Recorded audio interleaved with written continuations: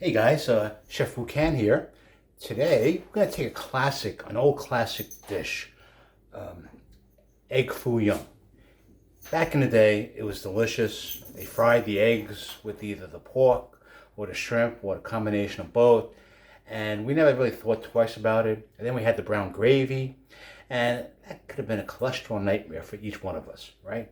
So today I'm going to introduce you to something similar. It's more of a using roast pork. We're going to introduce you to chives, onion, and frozen peas and carrots for a very, very simple meal. And one of the sauces I'm going to use, instead of the brown sauce, we're just going to use oyster sauce. Now, oyster sauce, in the past, I've used it for cooking. But in this situation, in this recipe, we're just going to use it as an additional flavoring agent that we're just going to brush on top of the omelet, okay?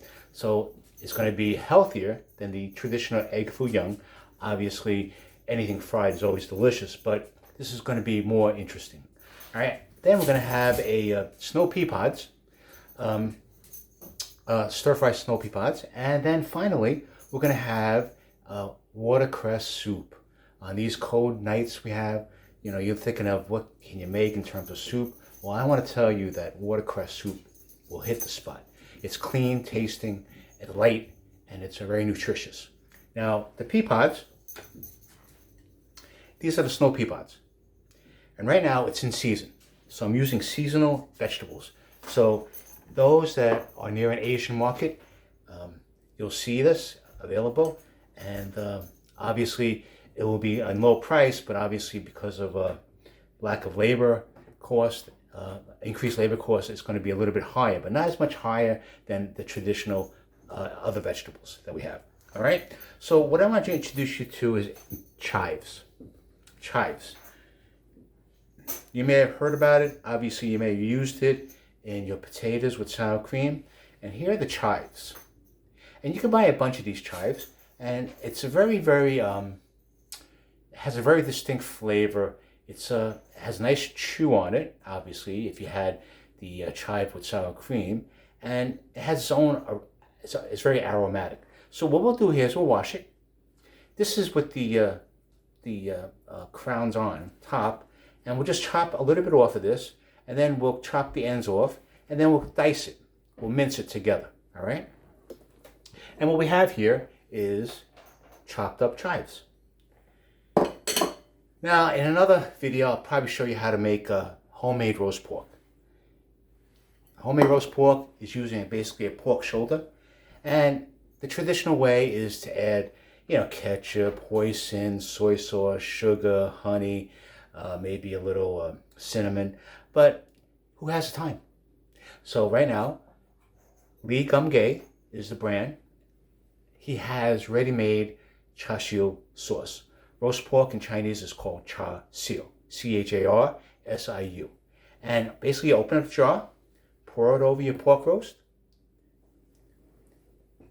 let it marinate, add an additional sugar, honey to it for more sugary flavor. You could add a dash of soy sauce if you want, and then basically use a half jar of the char-siu sauce, right? Let it marinate overnight. Now, in terms of coloring, you can use red dye number 2 in moderation. Everything in moderation is okay to give it that color. But if you're dead against using red dye number 2 because you're concerned, that it could be a carcinogenic, don't use it, all right? But to me, I don't use it very often. I don't make cookies, whatever. So using a little bit of red dye number 2 is not bad. And I'll show you that in another video. Obviously, a half an onion. We have 5 eggs and about a handful of frozen peas and carrots. Okay, obviously we're going to use fresh garlic. This has been peeled garlic already. So I'm trying to make things much easier and simpler. All right, so this is what we're going to do. So just watch me as I start preparing the roast pork omelet. Okay, take the clove. This is a cleaver, 1-piece high carbon steel. I choose this because I'm very concerned about the handle. most of the handles on a cleaver are wood. And I'm afraid that, once I go back and chop, it may just fall off. The blade may just come off the handle. And I just don't want to be around when that happens. So this is one piece of high carbon steel, right? This is what they used back in the old days. They didn't have, all these different gadgets that they have here. So this was able to smash, chop, move things. I mean, it was just very, very multi-purpose cleaver. So we'll take the clove of garlic. Make sure you use a stable chopping block.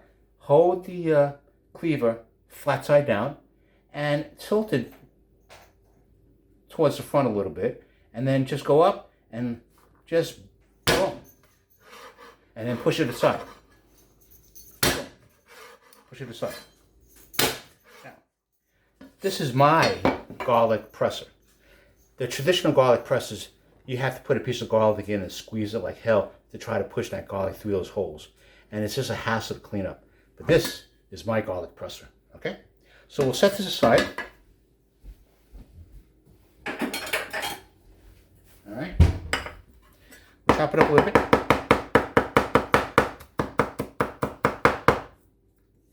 Now you may ask, what about the garlic that's in the jar with fresh water? That's basically more for convenience, but you lose the flavor, right?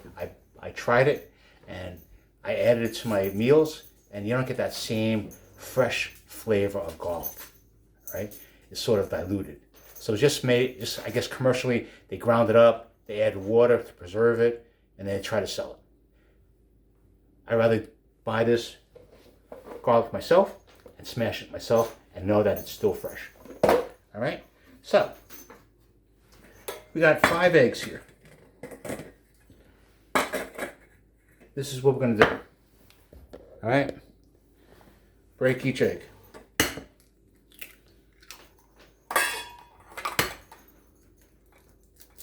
Five eggs would be good for a family of 3.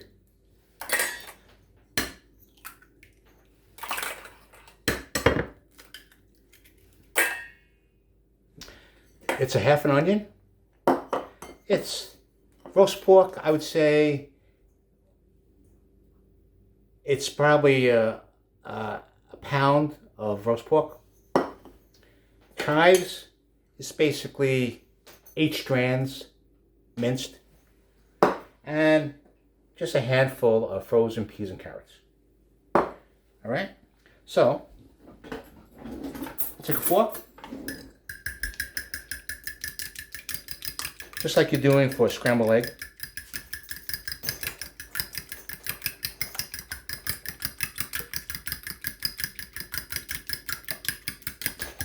Now, the oil that I'll be using will not be canola oil, which I realize that it's very bad for you, so I'll be using a olive oil. Not a blend, just pure olive oil. Okay? Now, we'll add the roast pork. We'll use half. We'll add the onion. We'll use half. Right? We'll add all the chives in.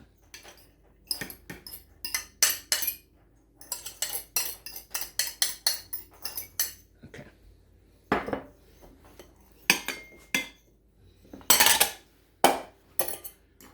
And we'll add the garlic to it. All right, so we'll set aside everything. Right. We'll bring our trusty butane grill. We have our wok.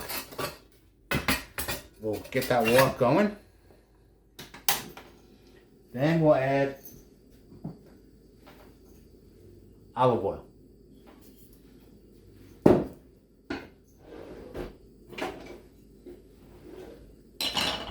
But at the same time, we added all the ingredients, and now we'll try to mix it together.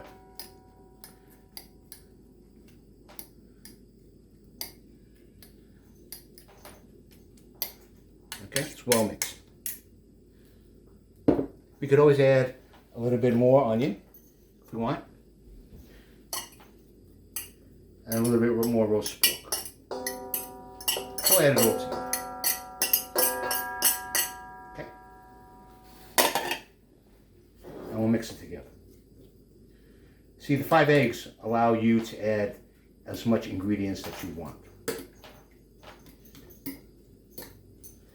Alright. Now, we'll add a little bit of salt and pepper. So we have regular kosher salt. Just to give it, enhance the flavor. A little white pepper. Why do I choose white pepper? White pepper is more aromatic than dark pepper.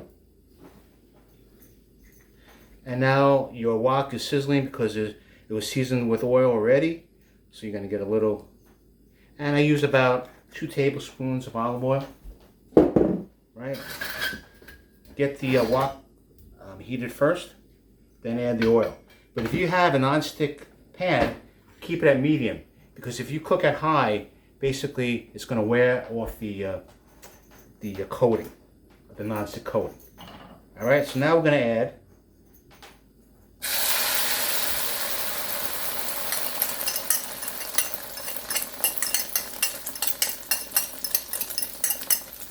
So you may have thought that I added a lot of oil, but you know what? Compared to how egg foo young is made, it's nothing. And we'll let it sit on high. And then we'll add the garlic.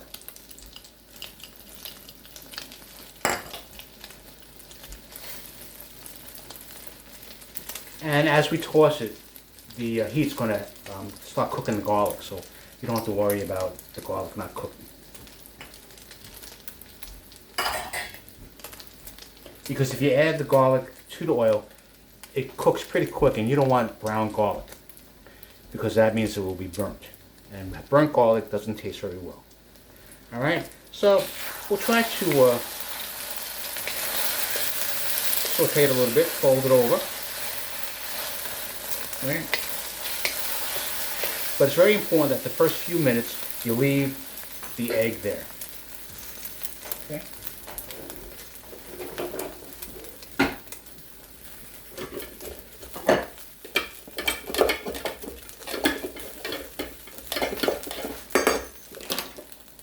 So this is a special holiday edition, right? So I'm teaching you 3 simple dishes.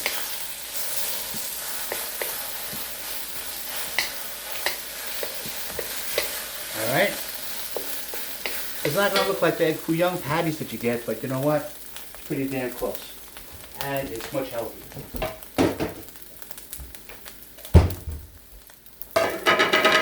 So we'll keep on tossing it.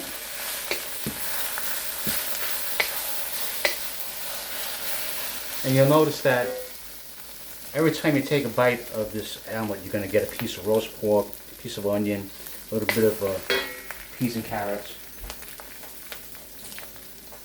Now the peas and carrots are already cooked already, so I add it. That will give it a little coloring.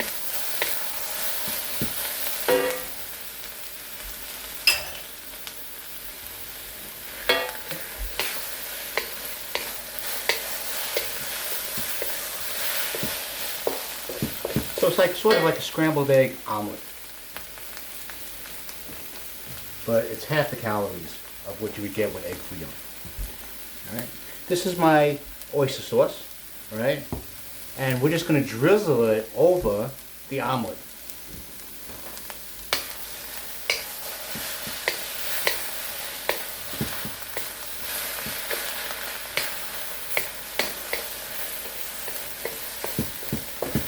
So the beauty of the high carbon steel wok is that once it's seasoned, you know, and you add a little oil and you leave the omelet in the pan for a while, it won't stick. That's your own natural non-stick surface. So where you may be paying a lot of money for that non-stick pan, you can basically get a traditional wok, season yourself. The more you use it, the more non-stick surface it becomes. Okay? And here's one dish. Let me pour it out for you.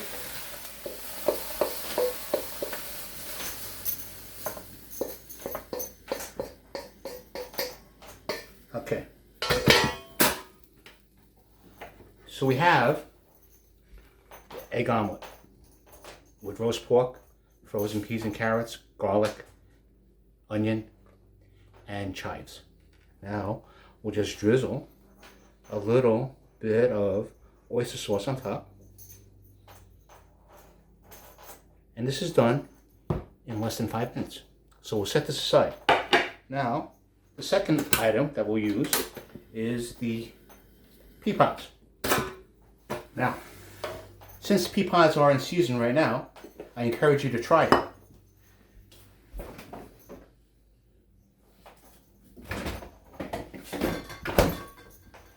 Okay, so with this dish, the pea pods, we're going to add garlic, fresh garlic, and as you can see, I always love garlic. Garlic always makes any dish taste good, and it's good for you. So what we're going to do, so you're going to buy the pea pods, and if you could just see, you want to take the top part, peel it to get the tough part, then hold it, and then tear the other side, so that you won't have anything to worry about from a chewing standpoint. Those little pieces of tough vine just ruins the pea pod sometimes, you see? So we see where the stem is right here? That stem? That's where you grab, and you pull it down. Sometimes you can't always pull it down, and then flip it on the other side and pull the other side down. Sometimes it works, sometimes it doesn't. If it doesn't, that means it's very fresh. If it's very, very old, you're going to get a bigger stem that's being pulled. So this is reasonably fresh. Okay? See? And then we'll just rinse it.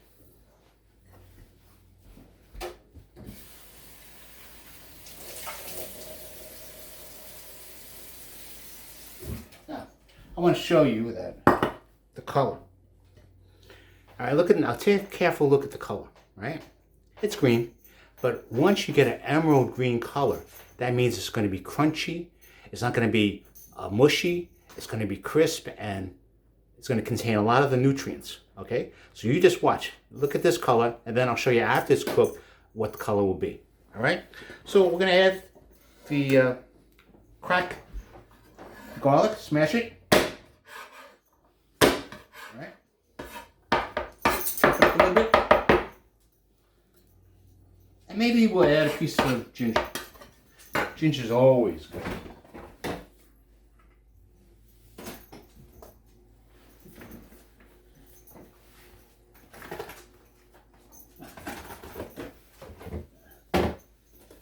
Now, ginger, when you buy ginger, you're going to get the whole root. But you only need a small piece for cooking. All right, so basically, what do you do with the remainder? Well, most people will just stick it in the refrigerator, and then days go by, then the ginger root starts to shrivel, and then it becomes old, and then basically it's almost unedible, and then you just have to throw it out. So what you do is, you take the remaining piece of ginger, get a container like this, right? Add some Shaoxing wine, or Chardonnay, or Pinot Grigio. I know you drink it, but any type of wine. Leave it in the container, and it will stay for as long as you want. So I took a piece of the ginger. We'll smash it. And now we'll cut it.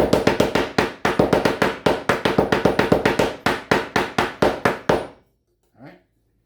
And we'll combine it with the garlic. Put the pan on. Put the flame on.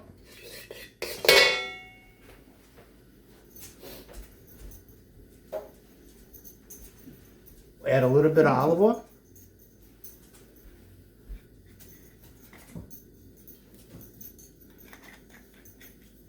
Wait until it heats up.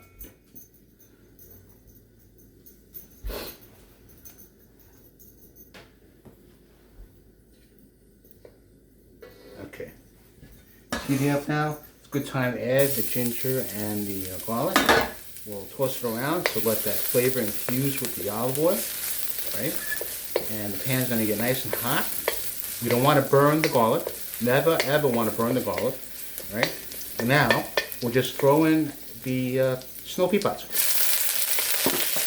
And we'll quickly toss.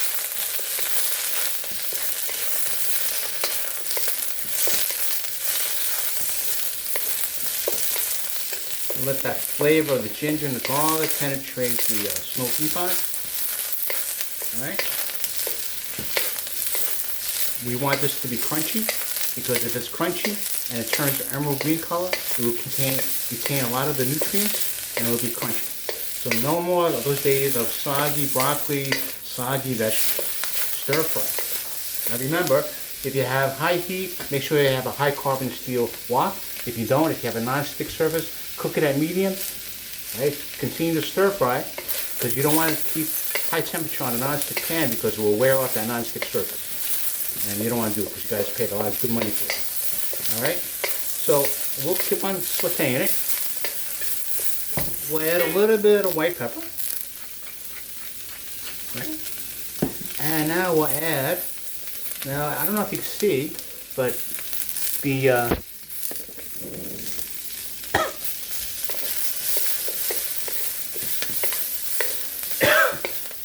vegetables are turning very emerald green color.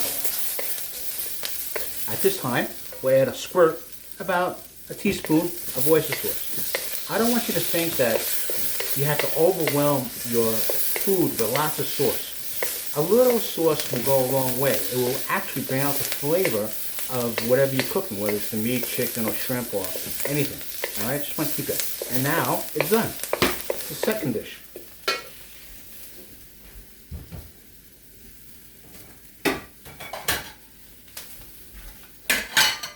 So the flavor of the oyster sauce, and we'll add a dash of shao shing wine too.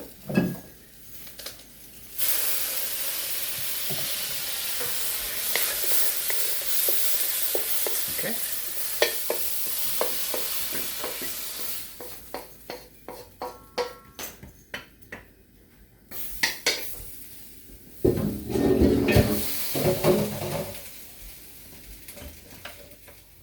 And here you have stir-fried snow pea pods with fresh ginger, fresh garlic, and a dash of oyster sauce.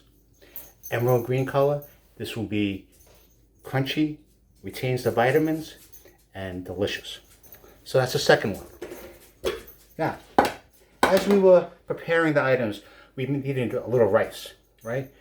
So I have a rice cooker, and so basically, it really alleviates a lot of the oversight when you're cooking rice.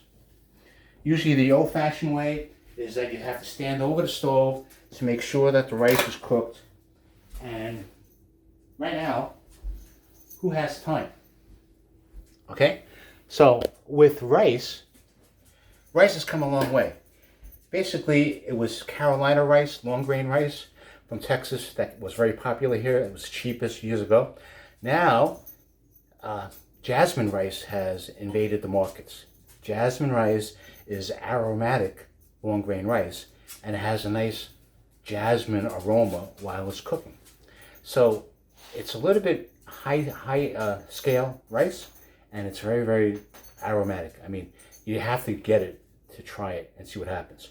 Either way, you take 1 cup of jasmine rice, which will feed around 2 people, 2.5 people, right? And we want to wash the rice because there's a lot of starch on the rice, and the starch will create a stickiness, and you don't really want that stickiness, right?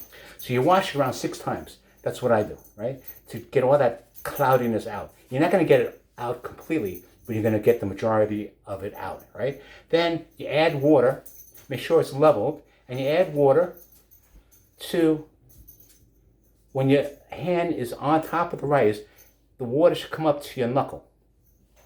And that's it. Anything higher than that is going to make it mushy, right? So just add about 1 inch of water above the leveled rice, okay? Then press the button on the rice cooker. It will automatically cook, and then when it's ready, it will shut off and keep it warm. All right, so we have the rice already. So 1 cup will equal about 2 servings to 2.5 servings. Depends on how hungry you guys are. All right. Now the last dish is going to be watercress soup. So basically what we're going to do is we took 3 cups of water, plain water, all right? And we're going to add chicken bouillon powder, all right? And we're going to add some white pepper. At the same time, we're going to add 3 cloves of garlic. And we'll add a nice piece of ginger. All right, so while the water's cooking, we're going to prepare the ingredients. So what are we going to do? So we do the same thing with the garlic. We take the garlic, lean it in the front, bam, smash it. 1, 2, 3. Ginger, we'll cut a couple slices.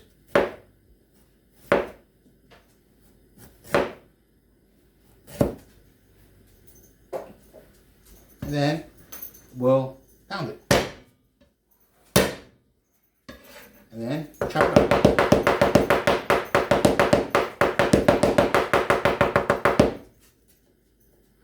So you're going to get some bits of garlic and bits of fresh ginger in the soup. It will allow the flavor to spread more rapidly.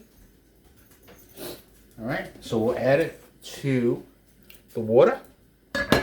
So you're basting 3 cups of hot water. So we'll use about 1, 2, and maybe 2.5 tablespoons. Oops. Okay.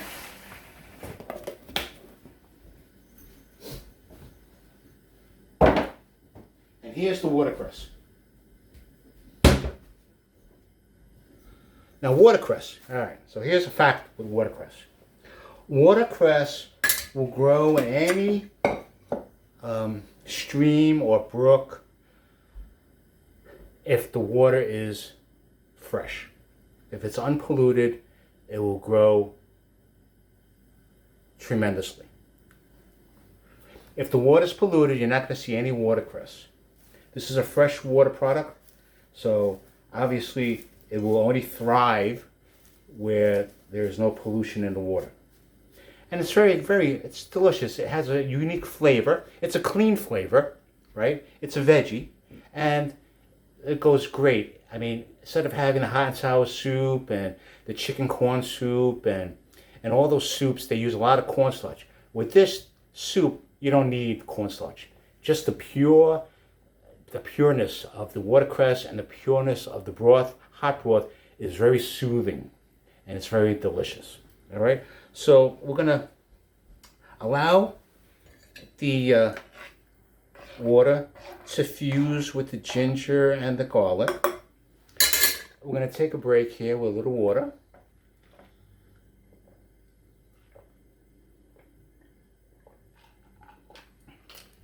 And regarding water, did you know that if you don't drink water during the day, you'll get dehydrated. And when you get dehydrated, you'll be very tired, right? So then what do you do? So you automatically grab another coffee. But coffee dehydrates you. It makes you go to the bathroom more often, so it really dehydrates you faster. So if you think about it, right, getting up in the morning, having a tall glass of water will rehydrate you and prepare you for the day's work, rather than a cup of coffee, which will keep you up because of the caffeine, but eventually it will dehydrate you during the day because you'll be going to the bathroom for a while. So use reverse psychology. Water will replenish your body, hydrate your body, and it will make you feel more energetic. Even though coffee will do the same, but it's with the caffeine that's the stimulant. Otherwise, coffee will still dehydrate you because you'll be going to the bathroom And therefore, if you don't replenish the liquids in your body, you'll be a little bit more dehydrated. So water is always the best. So we're gonna basically wait till this heats up, and I'll be right back and I'll let you know. Okay, so the soup is boiling. Now let's taste it. Taste the ginger, taste the garlic, taste the chicken flavor. Not too strong. Perfect. All right, so what we're going to do with the watercress, because it's so long and strandy sometimes, once it's cooked, it's kind of hard to eat. So we're going to cut it a little bit, just to make it more easy to ingest. All right.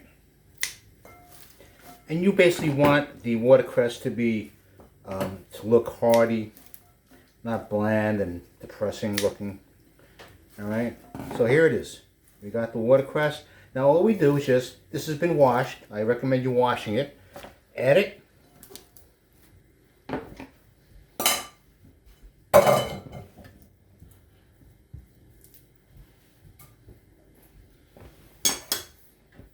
And the soup is going to give it, the watercress will give the soup a nice aromatic flavor.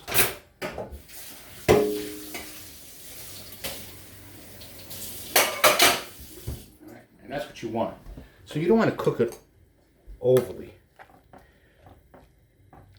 The days of overcooking vegetables is gone. All right? And basically what we have here, what we'll have is fresh watercress soup. All right. We'll wait till we get a second boil. And then basically it's done. And then we'll pour it into the in a bowl here, and we'll have it with a Chinese spoon. And we have chopsticks with it already, with our regular food.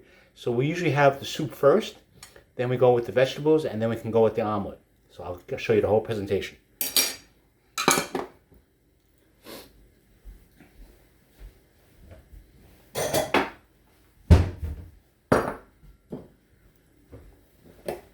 We'll add a little bit of white pepper.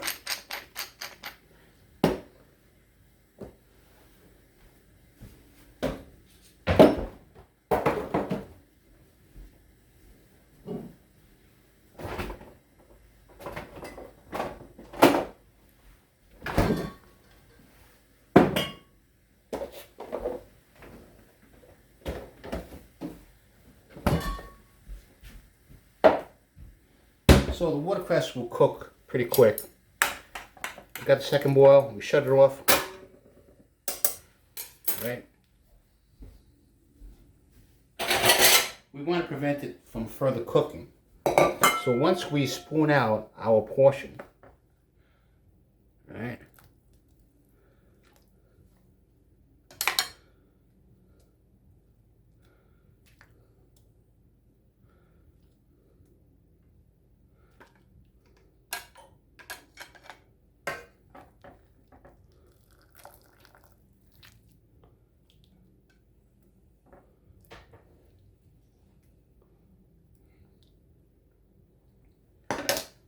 this is our soup, right? We'll put the remainder in a bowl. I'll just show you the bowl here. And this is family style. All right, so let's put it all together. We have the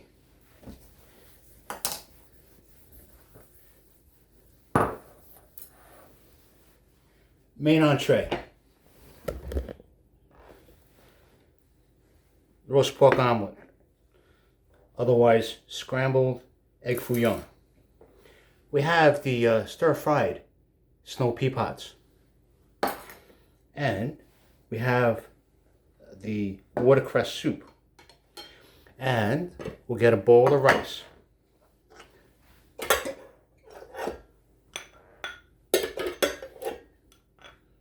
All right. And that's our meal for the evening. So you're getting basically 1, 2, 3, three dishes in one video. So I hope you enjoy it. And let me just tell you, the best part of the video is trying it all together. All right? So, like I told you about the snow pea pods, right? We want it to be crunchy, flavorful. Definitely crunchy and flavorful. Garlic's not burned. Not inundated with tons of gravy. Delicious. With a little jasmine rice.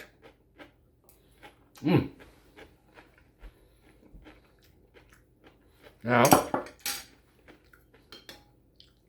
we'll try the watercress soup.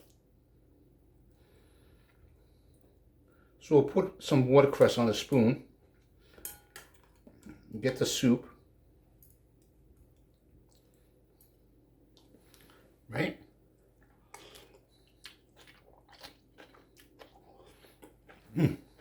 Delicious. The watercress is not overdone. It's perfect.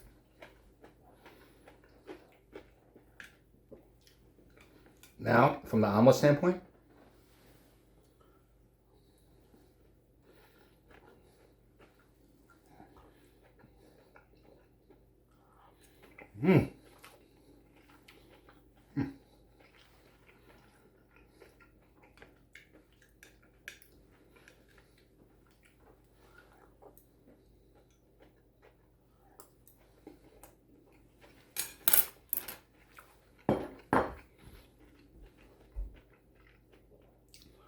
the key to Asian cooking is not to drown your ingredients with sauce, right?